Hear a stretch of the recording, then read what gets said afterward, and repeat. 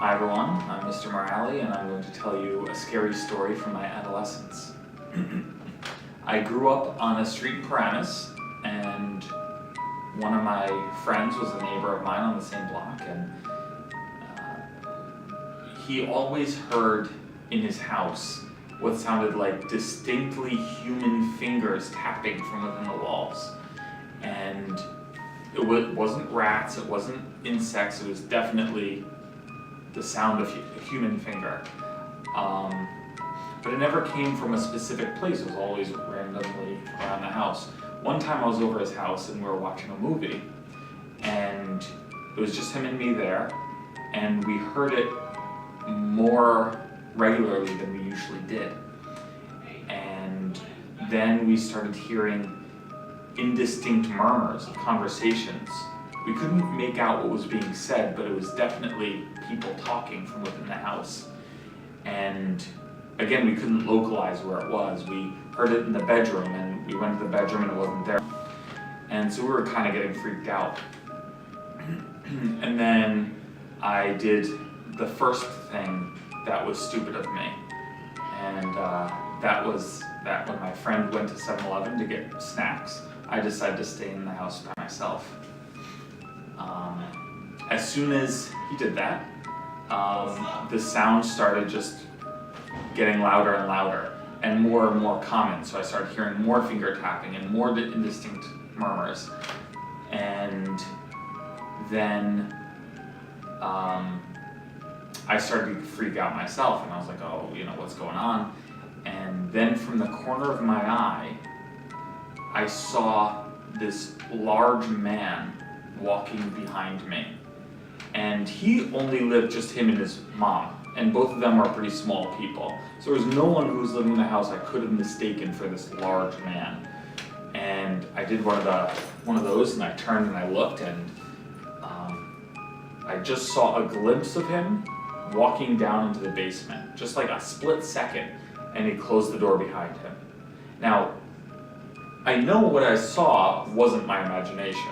I definitely saw the man, but if you're not convinced that I indeed saw the man, I heard the door close. There's no way I imagined this guy and imagined the sound of the door. So definitely something was happening. This is where I did the second stupid thing. And I decided to follow him down to the basement. So I'm walking down into the basement, and it was one of those dank and dark basements with only one light source in the middle with the little thing. So I go down to the basement and I'm feeling for it, and I finally get it. And there are no windows, and there's only one way in and one way out, the way I came in, and there's nobody down there. There's nowhere to hide. There wasn't like any large furniture to hide behind. I could see everything in the room. And this man was particularly large. He didn't sneak past me to go up the stairs, but there was no one down there. So to this day, I don't know what happened. And that's my story. Hi, my name is Miss Diaz, and I have another scary story for you.